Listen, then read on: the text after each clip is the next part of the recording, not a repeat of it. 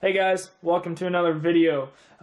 This is a little something different than what we normally do on my channel. We're not obviously a gun or gear review channel, more towards the motorsport side of things, but being that what we have here in front is a Mossberg MVP, there's been a lot of anticipation for this rifle. It's been known to the public for almost a full year now, still not in full production.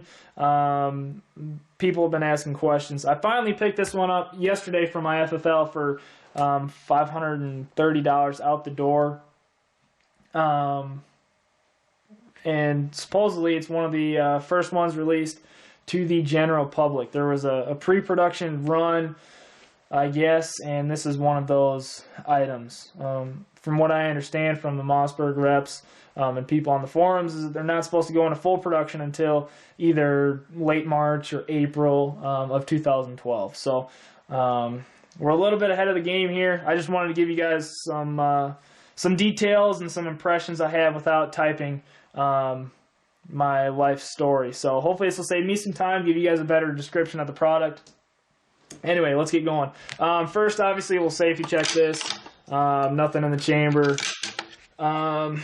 It is determined safe. Obviously, with the MVP, the Mossberg MVP, it's chambered in 5.56, and its standout feature is that it feeds from AR-15 style box magazines. This is the one provided from the factory. It's just got little Mossberg on the bottom. From what I can tell, it's just a C Products aluminum mag with anti-tilt follower. It's fine, whatever. It's lightweight, does the trick. 10-round capacity. I have tested all the other AR-15 magazines that I have. This one is a 20-round stainless steel AR Stoner magazine, anti-tilt follower.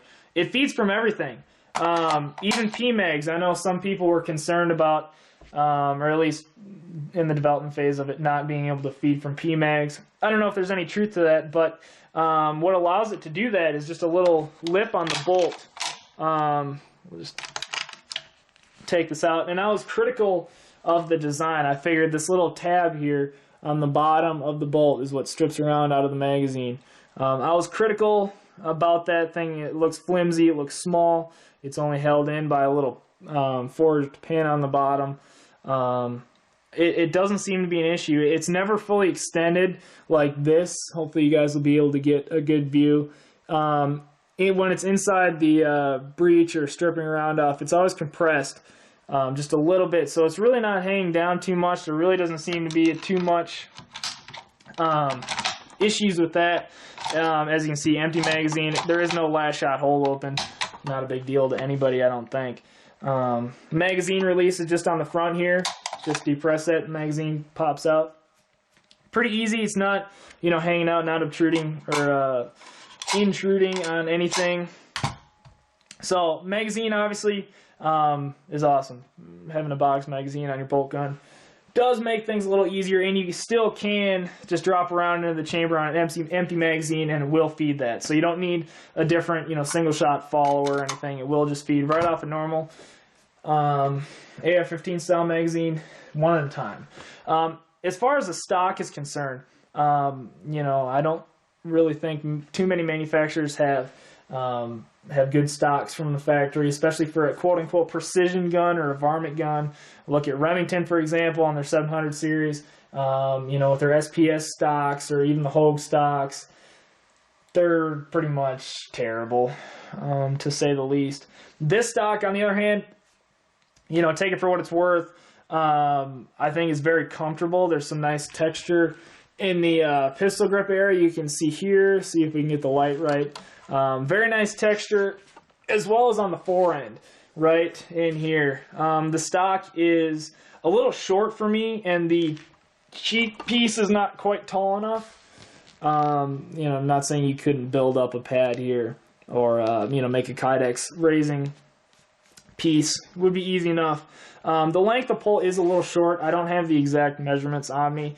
If you're shooting standing up, it's fine. It's not an issue, but if you're going prone or from a bench on a bipod, length of pull is a little short. Again, that's personal preference.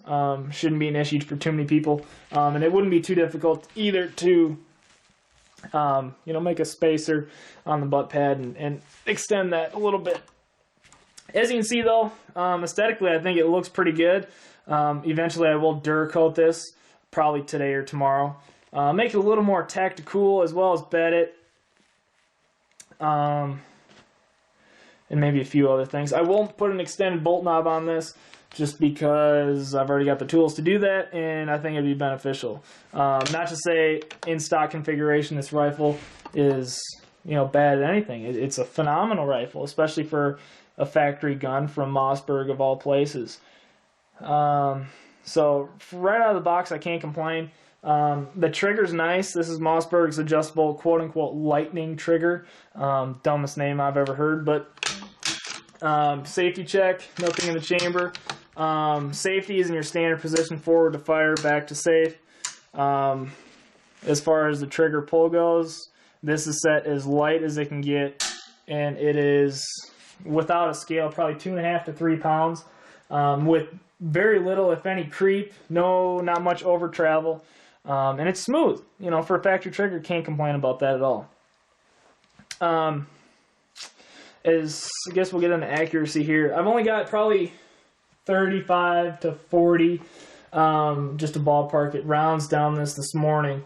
It was 20 degrees, very little wind, if any, but I was on a time-limited schedule, and I was getting cold, so these groups are not ideal, and I'm not the best shot in the world either, but for reference here, we'll just go ahead and pull a few out. I shot steel-cased ammo, brass ammo, 40 grain bullets, all the way up to 75 grain bowtail hollow points. It was accurate with pretty much anything. I even shot some brown bear through it, 55 grain full metal jacket rounds. 2 5-shot groups were averaging, I think, 1.75 inches at 100 yards. So, you know, for that kind of ammo, I'll take it. Not, you know, not ideal. It's not match ammo either. So, can't complain with that. I did shoot some, well, I guess the best group I got was with 40 grain Fiocchi VMAX bullets, 5-shot group right there. You can see 3 shots right there and 2 that I pulled a little bit. That's 3/4 of an inch. This group right here was with 75 grain Hornady steel match ammo. Again, that's 5-shot group. That one was about 7/8 of an inch. This is again at 100 yards, prone with no bags, just a bipod. What was really kind of impressive to me was, again, just to details about the barrel. It's 24 inches long, 1 in 9 twist, and fluted obviously, but that is more cosmetic than anything. I shot these 2 groups on purpose. We got 75 grain bullets and 40 grain bullets, and you can see that they're comparable. It was able to stabilize, again, just at 100 yards, the 75 grain rounds, and it was able to, you know, accurately shoot the 40 grains. So, you know, that's pretty important to me, because this is going to be a semi-long range rig eventually. You know, just banging steel at 600 yards or maybe 800, who knows. But, you know, it was able to stabilize those heavier rounds, which I think is impressive. Here's just another group, 5 shots with Hornady 75 grain.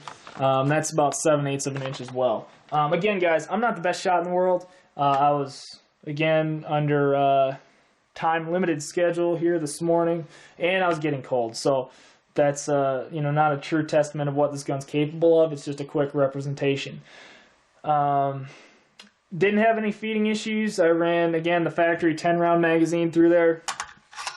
Ran some other standard, you know, 20-round AR-15 magazines, PMags, thermals, everything cycled perfectly, or fed, I should say, perfectly, as you'd expect and as it should. Nothing to brag about. But can't complain. I think it's a neat concept, you know, to have a 5.56, not necessarily 5.56. I could stand a 223 chamber, but to feed from AR-15 magazines, I think is pretty neat. And you know, from a factory gun with a relatively low price point, and to get, you know, sub MOA accuracy or more, I could foresee half-minute groups here with some practice or hand loads. Unfortunately, I don't hand load, but that's another topic in and of itself. You know, I'm impressed with the gun so far. I'm going to bed it here, Duracoat it, make it a little more tactical here probably tonight or tomorrow. Okay, I know you guys are going to ask this, so I might as well get it over with now. As far as optics are concerned, this is a Weaver 3 to 15 by 50 millimeter objective. I just got this earlier in the week, and so far I really like it. You know, for its price point, it's of nice quality. The build quality is good. The turrets are awesome. They extend to adjust and are pushed in when you're just walking through the woods or whatever. The glass is not crystal clear, I'll admit, but for its price point, can't complain. And it's also wearing a Harris bipod as well. So this gun comes in a little over 10 pounds as it's configured, but you know, it's better than you know, 308 or anything comparable. So, and again, guys, if you have any questions, shoot me a PM or comment on the video, and I'll be sure to get back to that as soon as I can. Thank you for watching.